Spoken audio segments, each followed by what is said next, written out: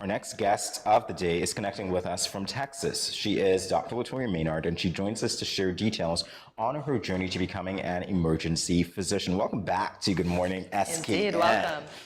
Always a pleasure to see Happy to you. be back. All Thank right. you for having me.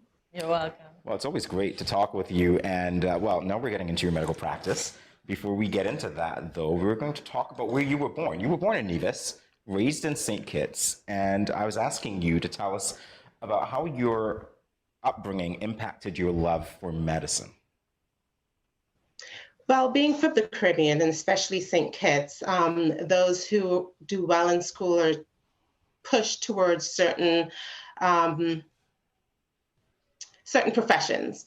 So law being one of them, medicine is another one, teaching, finance and banking. And out of those, I really took a liking towards science and medicine. So that sort of became the path for me.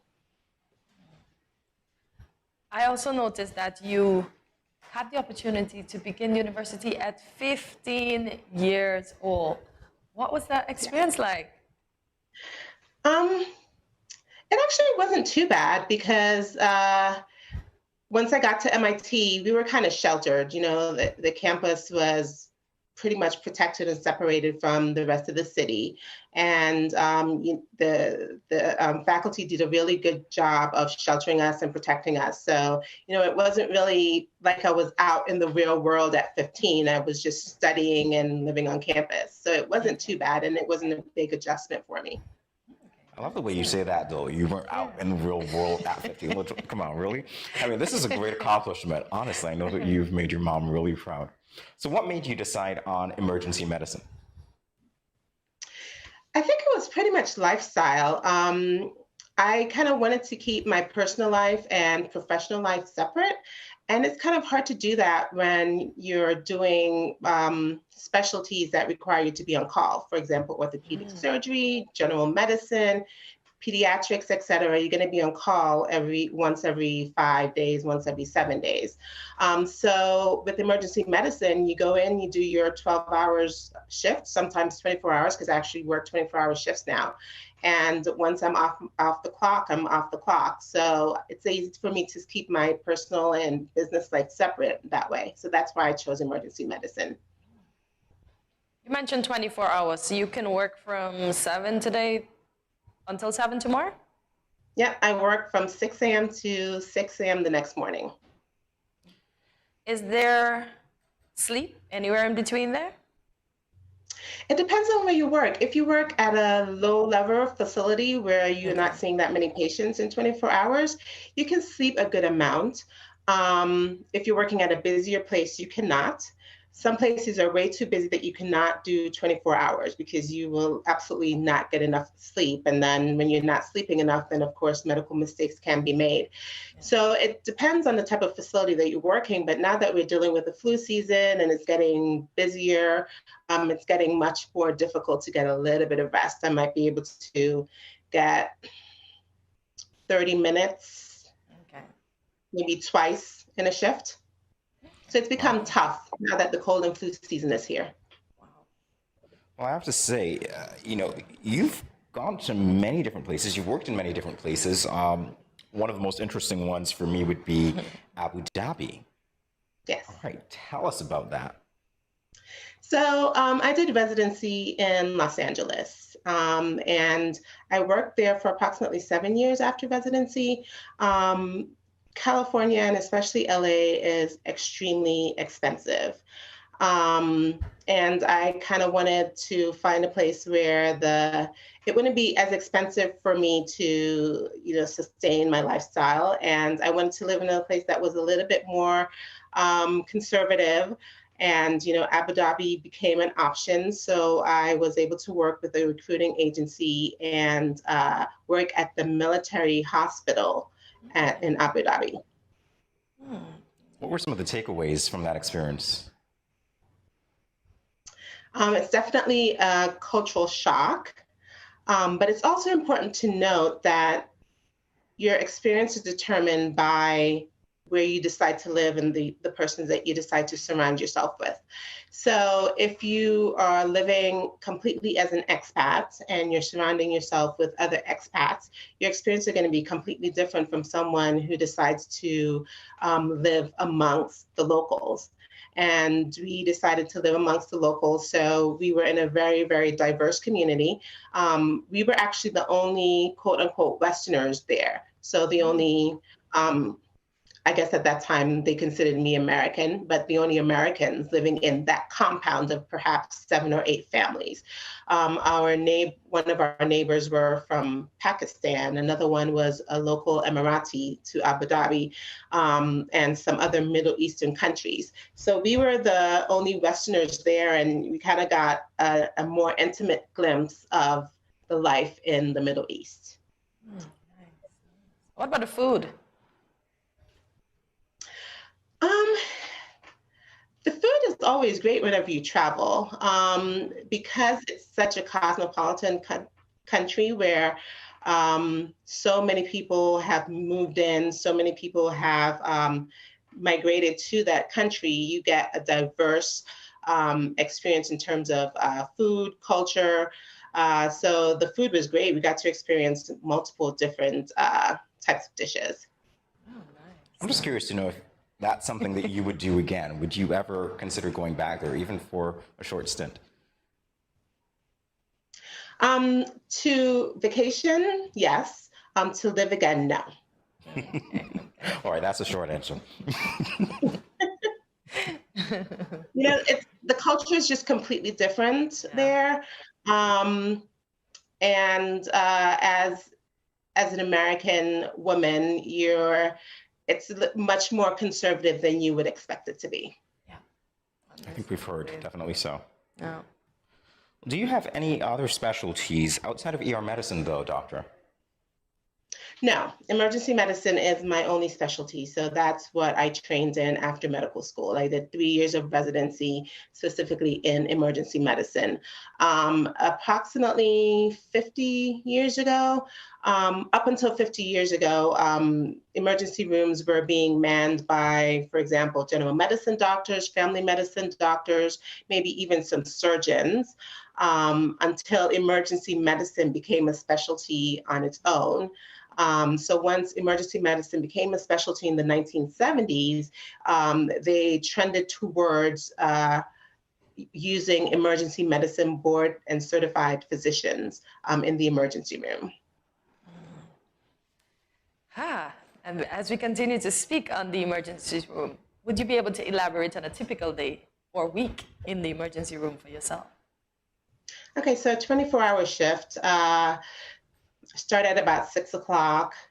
It really depends on how people are feeling, what time they decide to show up in the emergency room. But when I first ended residency and I started working in Los Angeles, I was working in downtown Los Angeles, and I was working at a very busy general emergency room that's connected to an actual hospital. So that's the typical emergency room where you would see gunshot wounds, you would see heart attacks, MIs, persons coming in that had already been coding, so we would have to resuscitate them, persons in alcohol intoxication, drug intoxication, like the gamut of everything that's truly emergency.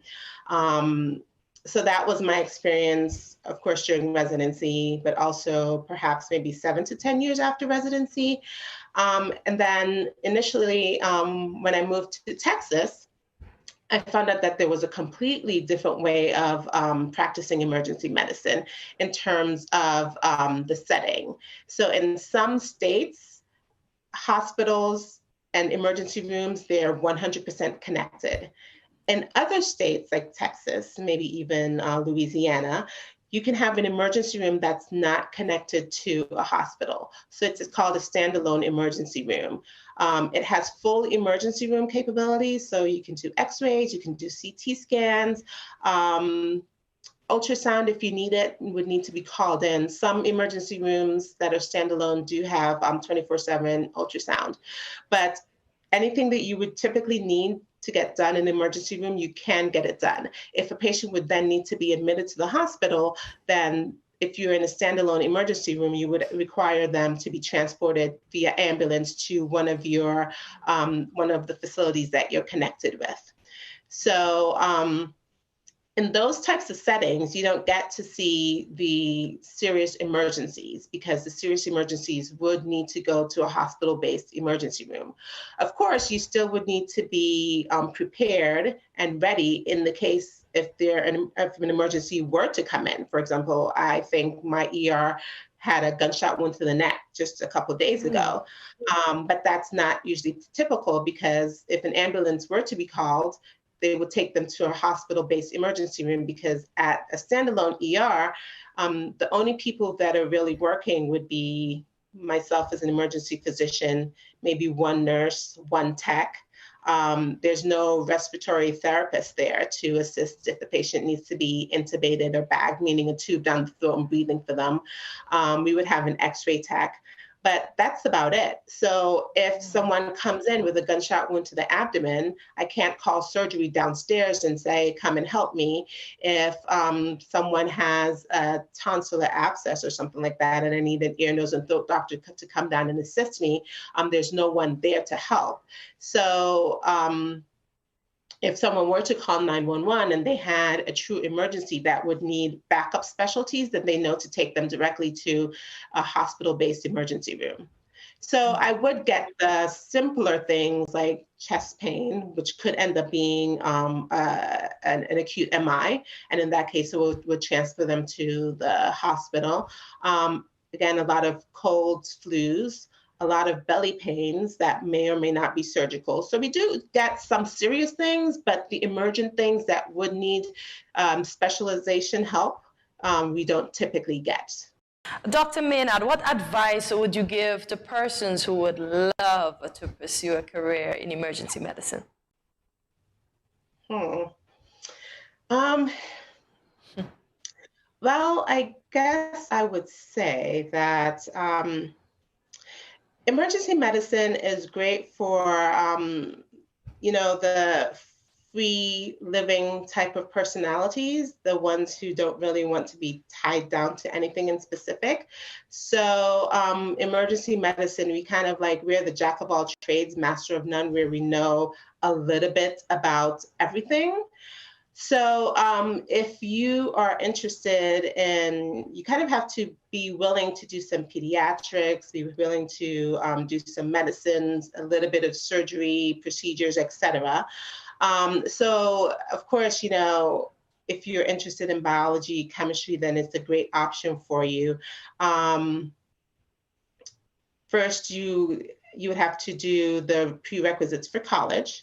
But you can major in whatever you'd like to major in. So if you're interested in, arts, or if you're interested in something that's not related to medicine, you can still major in whatever you're interested, as long as you do those core subjects that are required for medical school. And then, of course, once you are done with college, or even before that, you would have to take the MCAT, which is a little bit tough. But it's definitely worth a try and definitely something that you can conquer if you're really interested in it. And of course, there are multiple options, as you know, that there are medical schools all around the world. So whether you decide to go to medical school locally in St. Kitts Nevis or regionally in the Caribbean, anything is an option for you. There are great schools wherever you go. And then once you're done with medical school, then you'll have to try to get residency in emergency medicine. And once you match, it's pretty much smooth sailing from there. Nice. All right, so we've been talking about work for, I guess, the last 10 minutes or so. We're going to steer the conversation differently now. We want to know what it is that you like to do outside of working, because it's evident that you work really hard. So what do you do when you're not working? Well, most of my time is consumed with my kids and their activities. Both of them play football. I have a 12-year-old son who is an amazing, amazing goalkeeper. I mean, he's 12 and he's 5'6". He's taller than me already by 6 inches, still growing. And he's been a goalie for about 2 years already. And then my daughter, who's 10, she's also a football player. She's really good. But she plays more on the field. So with their schedules, I'm pretty much busy on the soccer field pretty much every single day, Monday through Friday, and then one game on the weekend. So outside of that, not much more to do. So you're one of those soccer moms. You do have clubs. Clark, what was going on here? Is it true? Is that imagery true? It is. Some of them can get really hardcore, which unfortunately is disappointing because it's kids on the field. So we are supposed to be supportive of all the children on the field. Doesn't matter whether they're your team or the opposing team. And you're supposed to be uplifting and encouraging, but some of these parents are so serious about the sport, and they forget sometimes that it's kids who are learning and need to develop. Mm-hmm. So, yeah, I mean, we have all of our soccer equipment in the back of the car, so the image is correct, but there's still a varying degree of how serious you can be as a quote-unquote soccer mom. I got you. So, Latoya, you're a soccer mom. Do you see the soccer kids following in your footsteps at any point? Or they have already decided what their destinies will be? They don't know what they want to do as yet, but I think my son can go really far as a goalkeeper. My daughter, unfortunately, because there's huge pay discrepancies in sports. Of course, now there's a huge pay gap, and there's been a lot of push towards paying female professional athletes the same as male professional athletes, but I don't think we're quite there as yet. So I'm not quite sure if I completely support my daughter's interests past college level, but definitely my son can. Okay, good stuff. That's a whole other discussion for another day. I can see it though, years down the line, if your son continues on this path, he'd be the one advocating for equal pay. That's interesting. Yes, absolutely. All right, so do you see yourself returning to work and say, this has got to be way in the future, Latoya, like retirement here. Like if you were to change course and say, you know what, you want to come back to St. Kitts to work as a physician or just live. Have you thought about that at all? Yeah, definitely. I mean, I've been slowing down a lot over the past few years.